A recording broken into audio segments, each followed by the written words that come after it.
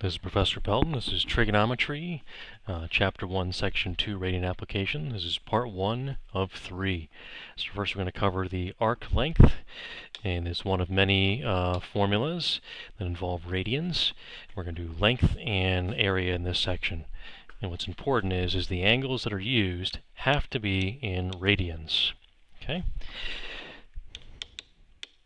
So the first one here is arc length. That's the distance on the outer edge of the circle, which is denoted as lowercase s, and that's consistent with most geometry and trigonometry books. Let's try the example problem and try the formula. So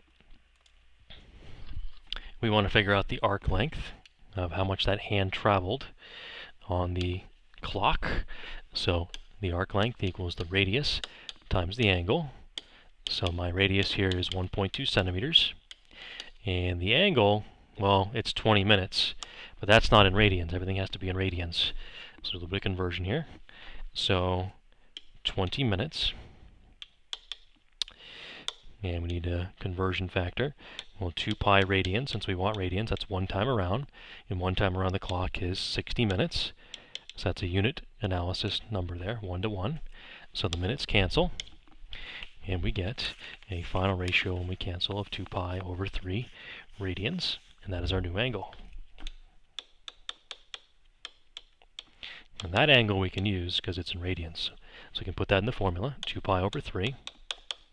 And do not put the label, because whenever it's not labeled, it's assumed as radians for angles. And all formulas, you don't put the radian label because it goes away in the calculation. So here, it would actually become 2.4 pi over 3, and everything left is centimeters, which makes sense because arc length is a length, which would be centimeters. There's no radians involved. And you can get the decimal answer if you want, which is the approximated answer. So that would be about 2.513 ... But that's an approximated answer. We don't want that. We want the exact answer, which is the one boxed up there. Pause the video and try the student problem.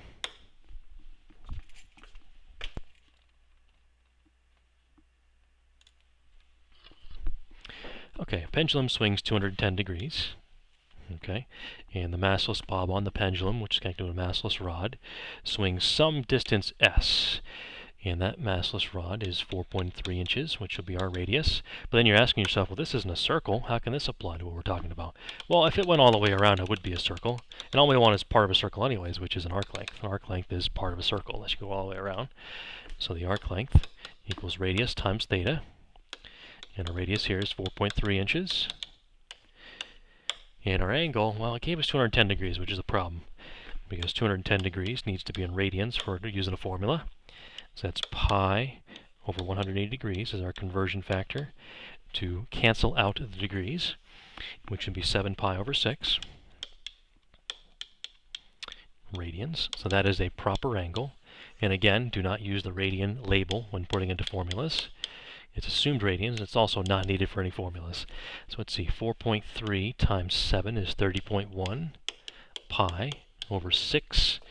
And that would be in inches, and that is in fact the arc length, which again we want the exact answer.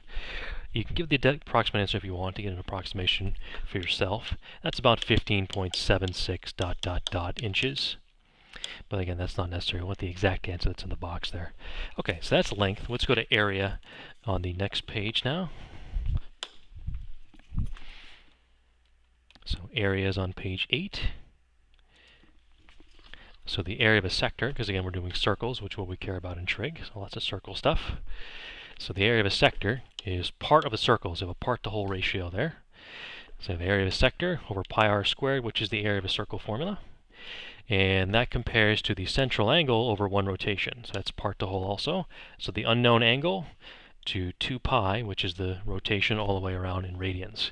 So if we cross multiply that proportion, we get area times 2 pi equals the angle times the area of a circle, pi r squared. And we want to solve for area divided by 2 pi. Cancel, cancel. Area equals 1/2 times the angle times radius squared, which gives us the area formula, which can be the radius squared first or the angle first. It doesn't matter the order, as long as you have all those pieces in to multiply. And we'll use that to solve some problems now. Okay, so the first example, we want to solve for the radius. We have the area, right? That's given. And we have an angle, that's given. So let's set up the formula. Area equals 1/2 r squared theta. So the area was pi over 3 centimeters squared.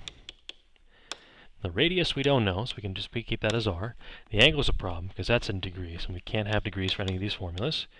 So that's pi over 180 for the conversion factor. So the angles cancel, so that's going to be, let me see here, pi over 12 radians. That'll be a proper angle. So we're going to keep the pi over 12. We don't need the radian label for any formulas. So now we want to get radius by itself. That's what we're solving for, right? That's what we're solving for. So we're going to cancel the 24 over pi on this side. And we have to do the same thing the other, because what you do one side of the equation, do the other. So that cancels the 24. That cancels the pi, leaves me with 1r squared, or just r squared. And the pi's cancel, leaving me 24 over 3, which is 8. Then we just have to square root to get rid of the r, to get the r by itself, rather. So the square root of 8 centimeters squared equals square root of r squared. So r equals the square root of 2 times 2 times 2 times centimeters times centimeters. When I break down the 8 in the centimeters squared, so it's a pair of 2's and a pair of centimeters. So the radius is 2. There's a 2 left over, and centimeters, which is a length. So we went from area to length. Pause the video and try the student problem.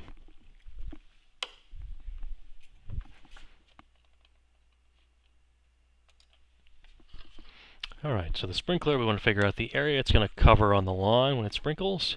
So the area is 1/2 times r squared theta. So in this case, we want the area. We don't know the area. That's what we want. So the area equals 1/2.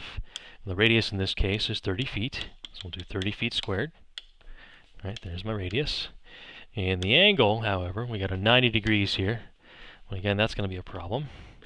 So 90 degrees times pi over 180 gives me pi over 2 radians, which is a usable angle for a formula now. Okay, so we'll put that in. Again, not using the radian label. So area equals 1 times 30 feet squared is 900 feet squared. And a pi, and on bottom I get a 4. So 900 divided by 4 is 225 pi feet squared. Here's our area that the sprinkler covers. You can put in to get the approximation if you want, but we don't need it. So the question is, why is it feet squared? Well, if you look at the original calculation there, the 30 feet squared, what does that really mean? What does that really mean? That means 30 feet times 30 feet, which is 30 times 30 times feet, which is 900 feet squared. And that is the end of part 1, which is length and area.